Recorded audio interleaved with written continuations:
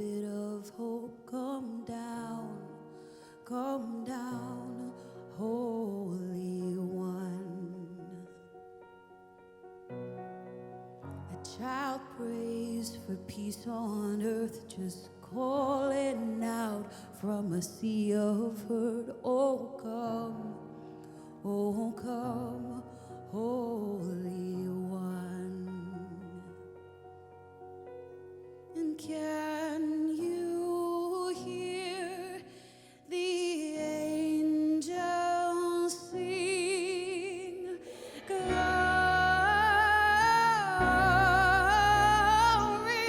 to the light of the world. Glory to the light of the world.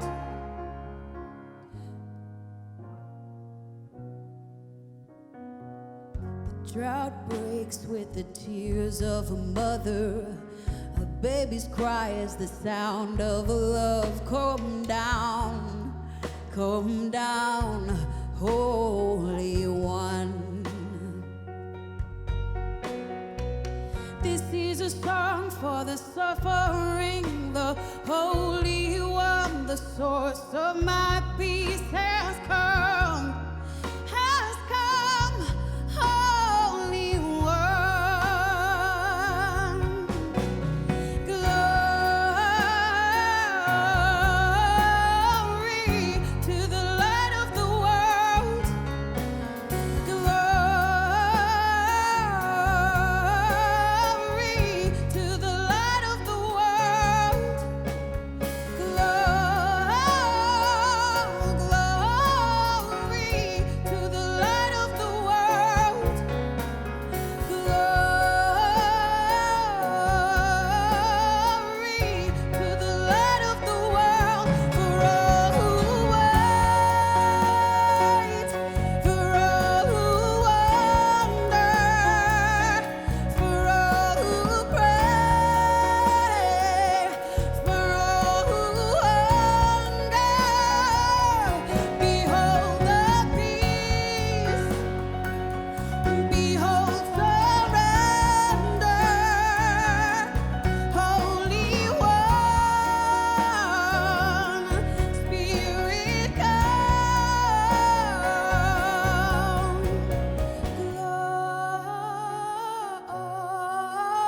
Glory to the light of the world.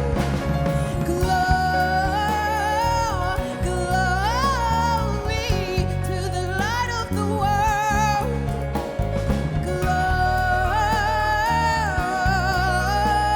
Glory to the light of the world. Behold the peace, behold surrender.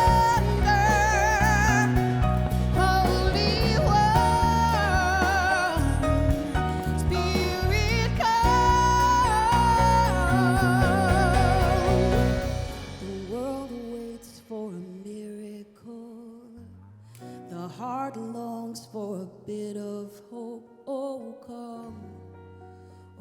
come, Holy One.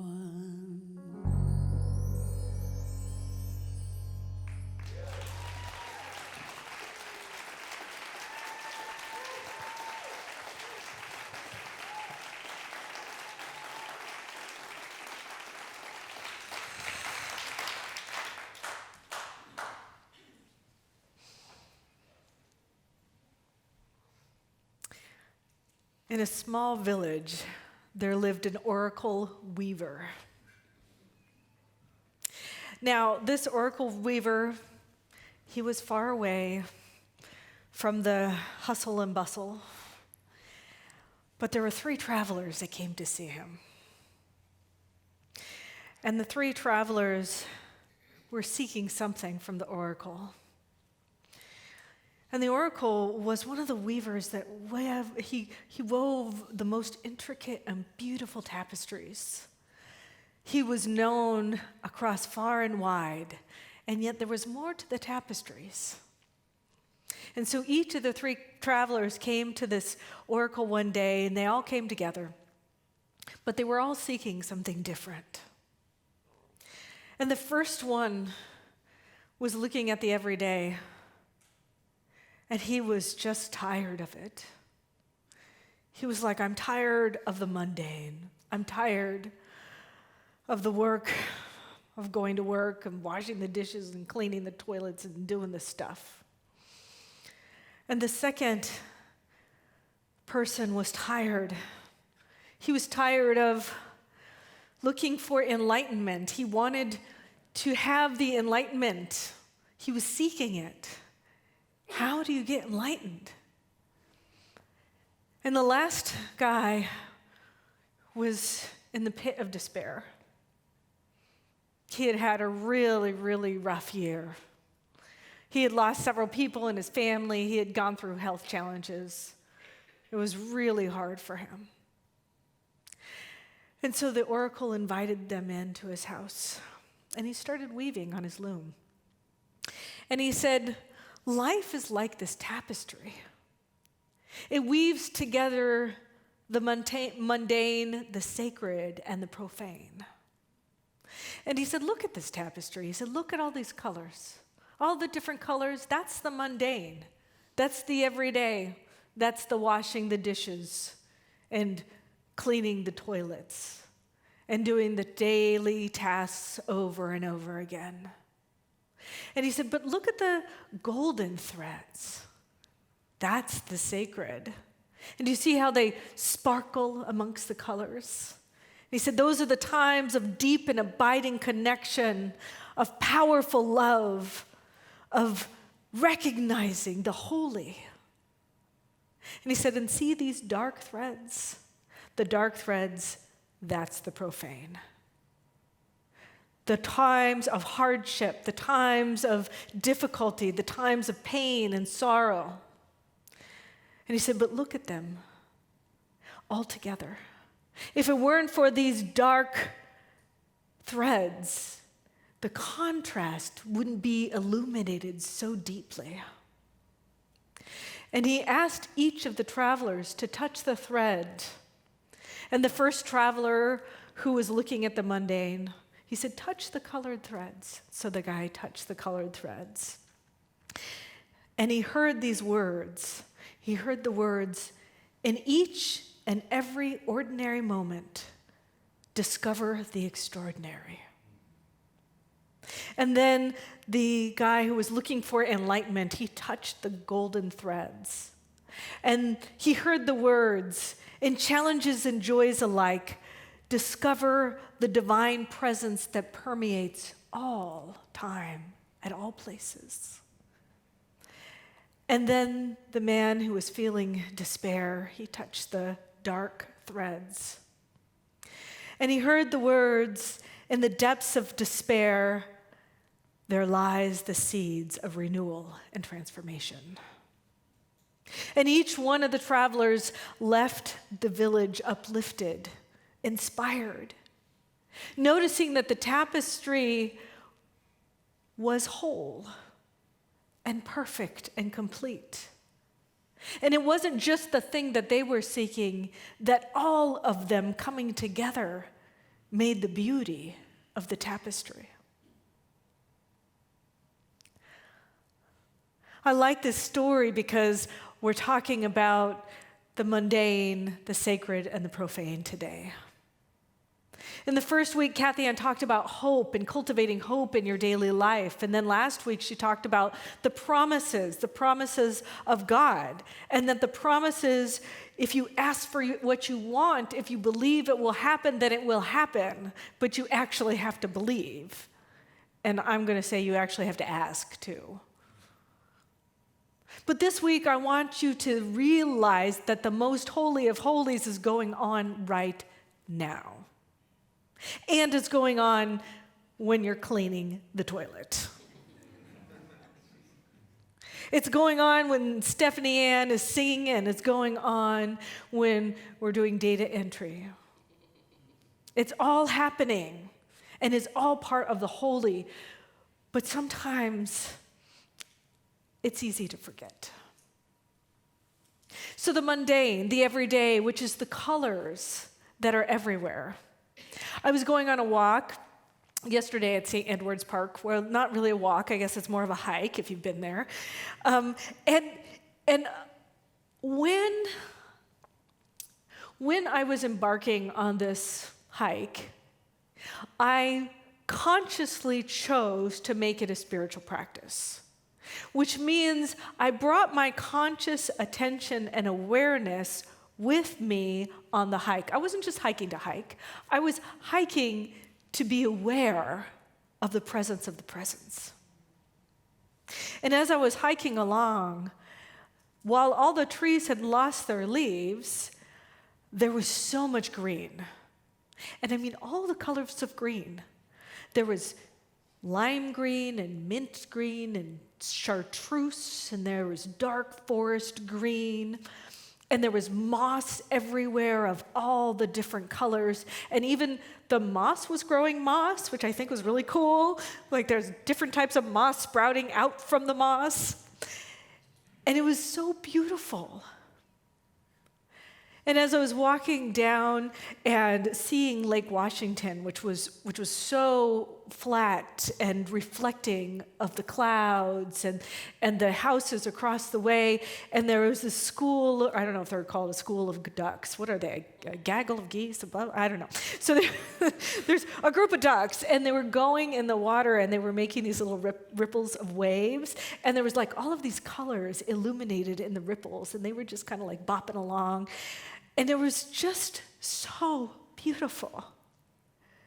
And I was sitting in awe, looking at that lake and appreciating how the holy is everywhere. And I was appreciating how grateful I was that my legs move and that I get to breathe in this air that has been circulated by all the trees, that it's clean and refreshing, and there was this light breeze that was on me, and I was a little bit hot, and so it just felt so good against my skin.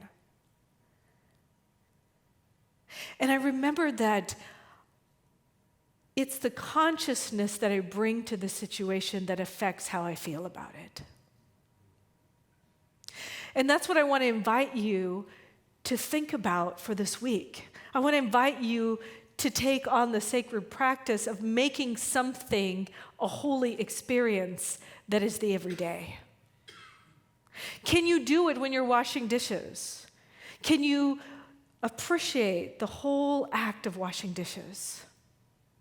I don't know if you remember, I remember Karate Kid, and he had to like wax on, wax off, wax on, wax off. I was just remembering that.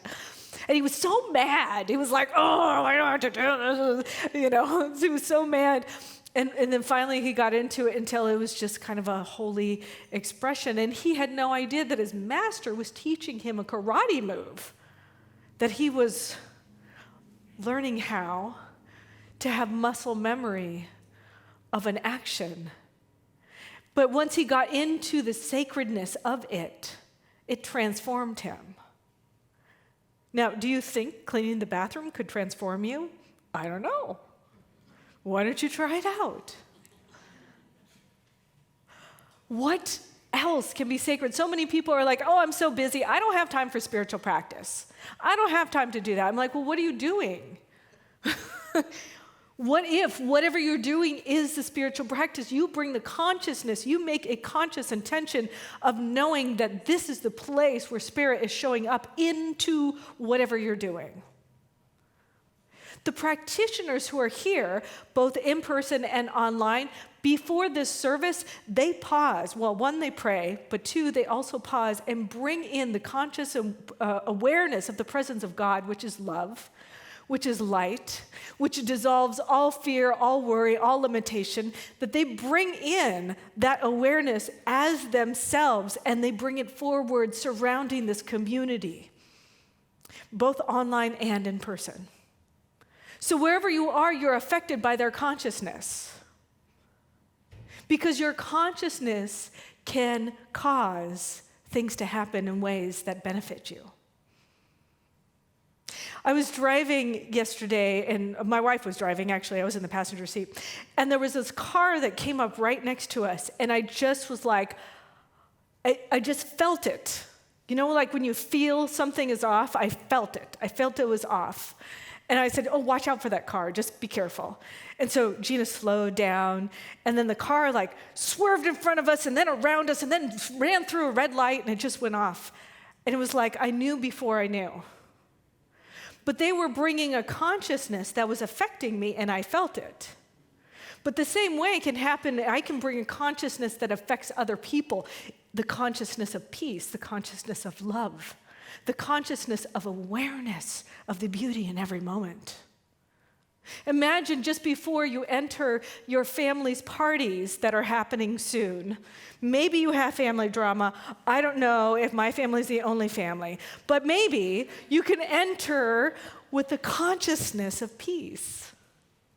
What if you just took a moment to pause? So this is what it means to be a spiritual person. It means creating the spiritual everywhere you are. And you're not really creating it because God, Spirit, Source, whatever you call it, is using you as an avenue for it to show up in person. And so whatever that looks like for you, embody it and then move into whatever you're embarking on. And I want you to report next week and tell me how it goes. Okay? So that's the mundane, right? The everyday moment. And the oracle said, in each ordinary moment, in the mundane, find the extraordinary.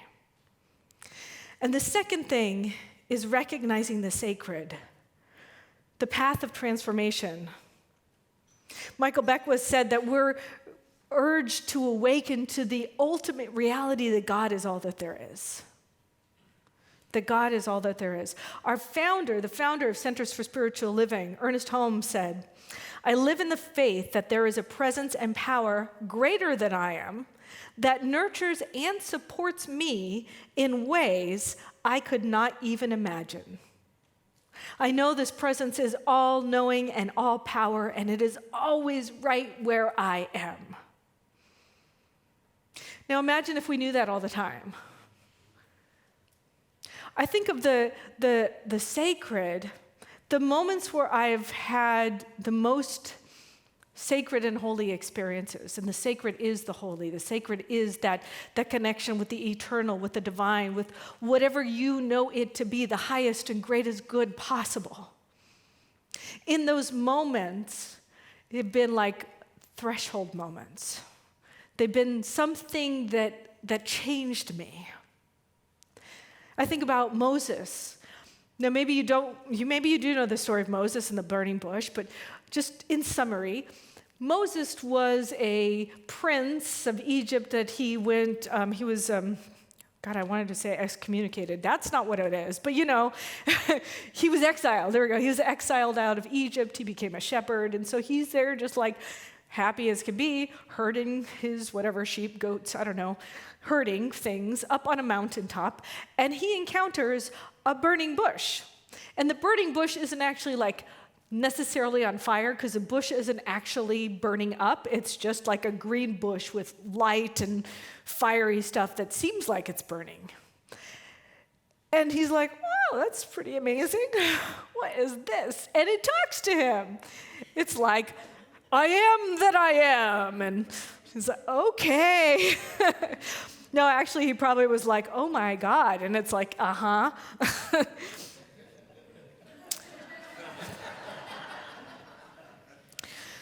And God said, my name is I am. I am come. And it invited him, or sort of charged him, with this idea that he could be the one to lead the enslaved Israelites, they were enslaved in Egypt, into freedom. That he could do that. And he was like, yeah, no, I'm just a shepherd. What are you talking about? And the burning bush said, you don't need to know how. You don't need to know how. I'm here. I'm with you all the time.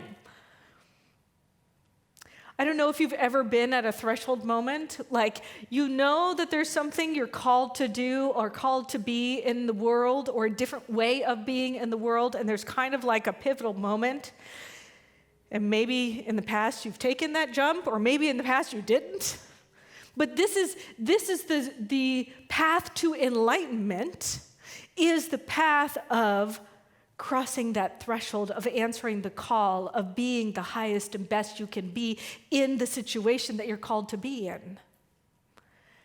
And so it looks like, for Moses, it looked like a burning bush where he was called to be a leader, to lead people out of slavery and into freedom. And he didn't know how to do that. But the good news, the really good news, is God does. God knows how to do it. He just had to say yes to doing it. It reminds me of Mae McCarthy. Now, Mae McCarthy is a great speaker. She's got a book, The Path to Wealth, The Gratitude Formula, great books.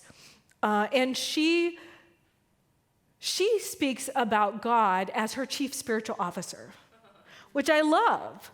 Because, imagine the best, most amazing chief spiritual officer that there could be, which knows all, has created all, already knows the ways, and it's your boss. That'd be pretty awesome, huh? And so every day, Mae McCarthy has a little meeting, a little appointment with her chief spiritual officer, and she writes a letter. Dear Chief Spiritual Officer, CSO, she calls it. She invites other people. You can write a letter to your Chief Spiritual Officer. You can have this sacred and holy meeting time every morning. And so she would meet with her Chief Spiritual Officer, and she'd basically say all of her dreams and desires, and she would ask for support, ask for how to do it, and know and appreciate with gratitude that it's already done. And then she would move through her day knowing that the chief spiritual officer was going to give her ideas, clues, insights, illumination, leads on where to go next. And she didn't have to see the whole picture. She just needed to know what the next step was.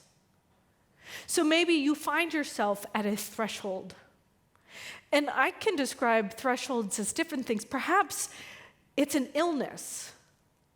People are beating themselves up. Oh my God, I got this illness. What did I do? Well, your illness isn't there for you to beat yourself up. Your illness is there because it's a threshold moment. It's a moment for you to say yes to a new way of being and to be supported in it. And maybe you don't know how to do that. That's okay, because God does. Maybe you just got to figure out what the next steps are. I had a friend, and he had a heart attack. And he blessed the heart attack. He was like, you know what? I was not taking care of myself. I wanted to take care of myself. I wasn't really willing to do what I needed to do to take care of myself. And then I had a heart attack. And he said, and then I was awakened to the fact that I wasn't creating my body like a temple. And so I chose to do things. I chose to exercise. He was like, in his 60s, and he said, I'm in better health now than I was in my 20s. Because he said, I was not eating for my body to thrive. I was not moving my body for it to thrive. But I've renewed my body, and now I have more life than I did before. And so he blessed it. I know it might be hard to bless something difficult they are going through, but this is the path of enlightenment. This is the place where you get to say, what is that thing that's in front of me, and am I at a threshold? Is this my burning bush experience? I don't think Moses was like walking up the mountain that day thinking he was going to go and free the Israelites. He was just tending to the sheep. But sometimes something happens to awaken us up to that greater expression of our own good. And so we can utilize those experiences for our advantage. Sometimes it comes in a voice. I've only had God speak to me once. Literally I heard the voice of God, which was really weird for me. But I was sitting at my desk at Stanford. I know I've told some of you this story before, but sitting at my desk at Stanford, I was doing administrative work at that time. And I'm looking at my vision board, and God, it was like 17 years ago, maybe 18 years ago, so I was a little bit younger. And I heard this voice that said, you should start a women's retreat. And I was like, that is the most craziest thing I have ever heard in my entire life. Like, what are you talking about? I literally heard that voice, and I thought, because I heard that voice, and because it's not something I would have generated, maybe it was the voice of God. And I thought, well, why not? What do I have to lose? I didn't know how to do a women's retreat. I'd gone to a couple of women's retreats, but I had no idea how to do it. And I was like, well, let me just try. Like, what do I have to lose? I mean, I wasn't doing it before, and if I don't succeed, then I'm still where I was, so it's no big deal. But I listened, and I listened to the nudges. I listened to the next steps. Put a thing in your bulletin. Check it out. I was at Center for Spiritual Living in San Jose at that time. See if anybody else is interested. Okay, and then like 18 people are interested. And then the board's like, what are you doing? I was like, I think I'm putting together a women's retreat. And so I talked to the board, and they said, yes, let's do it. And I said, do you have money to support it? And they said, no, we don't. I'm like, well, that's okay. God knows how to do it, so we're just going to move ahead anyway. And we figured it out because God knew how to give us ideas and move us forward. And now I have a women's retreat that has gone successfully, and it's interstate, and there's people from all over the country who come to Sister Spirit. And it's the most powerful, profound thing that's ever happened to me in my entire life. I wouldn't be here if it weren't for that retreat. And I wouldn't be here if I didn't listen to that voice. It's caused me to change. And that's the big thing, is usually when you're enlightened, when you get into that step, you get to change. But it's caused me to become more of who I know myself to be. To love myself more deeply, to care for myself and others more deeply, to have an avenue in which I could create ways for people to awaken to their own good. And that same good is yours as well. And so you may be encountering a burning bush moment. You may be having that right now, where it's like something, you might see, oh, this is a challenge, this is a difficulty. No, this is your burning bush going, it's time for you to step into greatness. And so I challenge you to do it and to ask for help. You know, my friend told me that there's unemployed angels.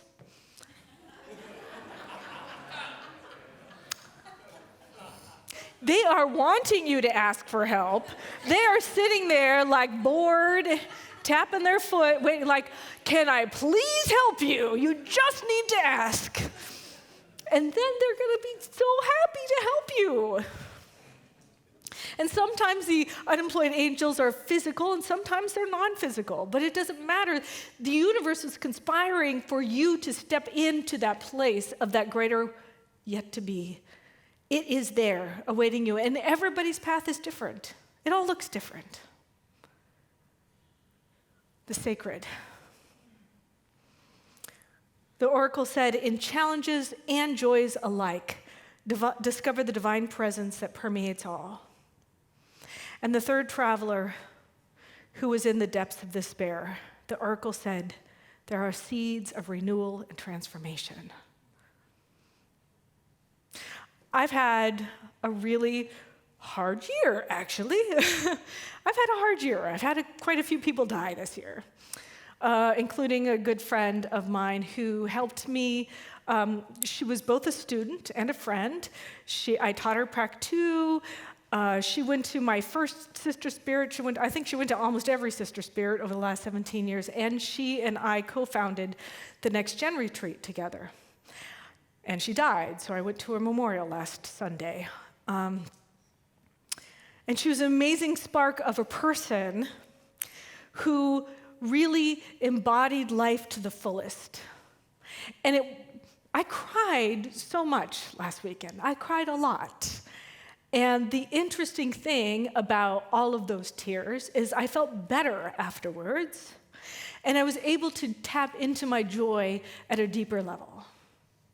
So I wasn't joyful, I was joyful after all those tears, and I was able to tune into her and her joy. But I needed to process through my emotions first. So if you are currently in the depths of despair, I have some tangible, active steps for you. The first thing, process your emotions. Give yourself permission to cry. I really want to encourage that, and I know I've said this before from the pulpit, that people who come to here, they see a whole bunch of happy people, and they're like, oh, I don't have permission to be sad. Well, that's not true. It's because we just cried it all out. So you can cry it out here together in community, but you can know that you're supported in that. So the first thing to do if you're in the depths of despair is acknowledge and feel the emotions. The second thing is to seek support. Ask for those angels to help you. I not only have all of the formerly unemployed angels helping me, but I have a monthly practitioner that I see. I pay for a monthly practitioner session. I have a therapist.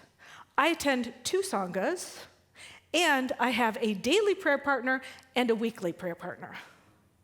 I am supported. And so when those despair moments come through life, I am carried through them, and I am messy, and things hurt my heart, and yet at the same time, I know that within that is the seeds of my own transformation. And I'm able to have people usher me through that. So if you don't have support, go pray with the practitioners. Find a sangha. We have sanghas here. You can talk to Janelle, who's downstairs. She leads the youth and family program. She puts sanghas together. You can reach out, come in community, and just be here for our services.